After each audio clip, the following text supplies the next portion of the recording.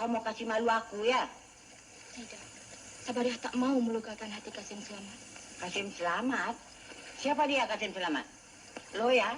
Magistrate? Ahli muzik. Ahli muzik? Memang pantang Datuk Nenek aku ahli muzik. Anak tidak mengenang jasa. Sabar ya. 3 hari aku beri tempoh untuk berfikir. Kalau kau mau kahwin dengan laki-laki yang aku suka, harta mendeku terpulang pada kau. Kalau kau mau kahwin laki-laki yang kau suka, kau tersingkir pada kaum keluargaku. Selamat bertemu.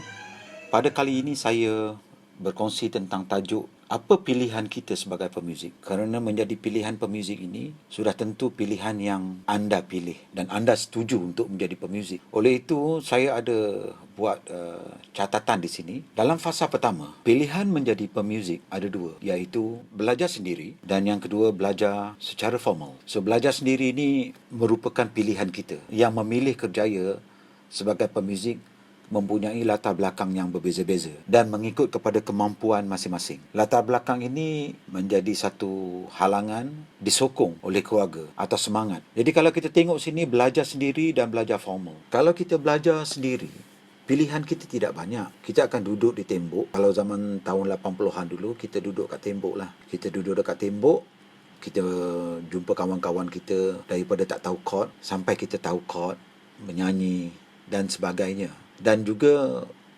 selepas proses antara 5 hingga 8 tahun, kita akan main club ataupun kita akan busking.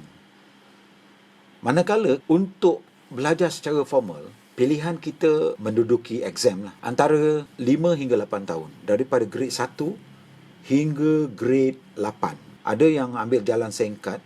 Antara 5 hingga 8 tahun, ada yang buat 5 tahun daripada grade 1 sehingga grade 8. Habis dalam 5 tahun. Ada yang betul-betul mulakan dengan grade 1 tahun pertama sehingga 8 tahun habis pada grade 8. Pilihan seterusnya ialah sambung belajar di universiti atau college music. Seterusnya, selepas antara 5 hingga 8 tahun, mana yang duduk tembok, mana yang ambil exam, juga akan mengalami proses menganggur.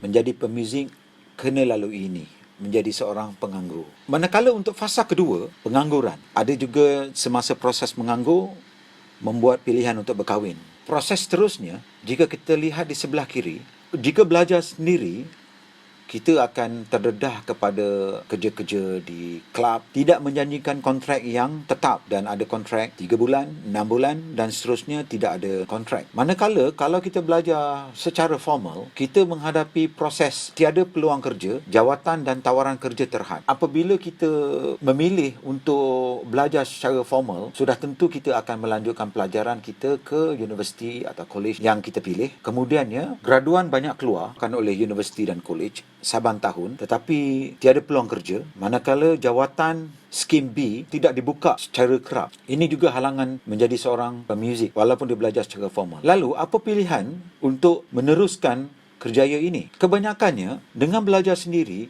seseorang akan membuat 2 kerja, iaitu siang bekerja dan malam main kelab. Siang bekerja, ada yang bekerja bermacam-macam. Ada yang kerja buruh, ada yang kerja dengan swasta.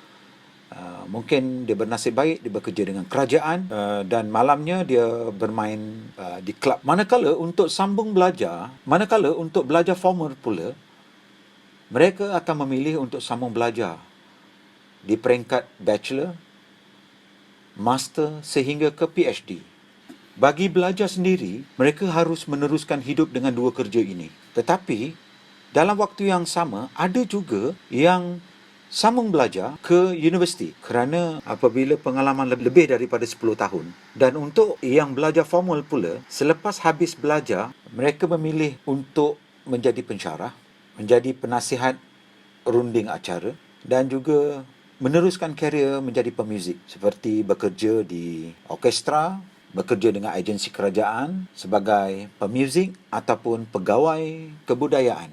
Seterusnya, kepada yang belajar formal ini dan yang menyambung pelajarannya, akan kekallah bekerja berjawatan sehingga pencen, dan jawatan ini akan kekal atau dinaikkan jawatan bergantung kepada usaha anda, rapat mana anda dengan bos dan sejauh mana kerja keras anda dilihat. Kalau anda malas, anda tidak baik dengan bos, anda akan kekal jawatan sehingga pencen. Manakala jika anda rajin, bos sayang, anda akan dinaikkan jawatan sehingga pencen. Seterusnya, manakala bahagi yang meneruskan kerjaya dengan dua kerja ini, mereka akan terus bekerja sehingga penat dan pencen tanpa sedar. Begitulah juga situasi yang belajar secara formal, pencen berjawatan, dan yang terakhir sekali ialah menunggu mati. Pilihan di tangan anda, kerana pilihan ini anda yang pilih, bukan atas desakan dari siapa-siapa. Anda boleh lihat tadi laluan dia bagaimana. Kerana menjadi pemuzik tidak menjanjikan apa-apa. Untuk menjadi seorang pemuzik di Malaysia,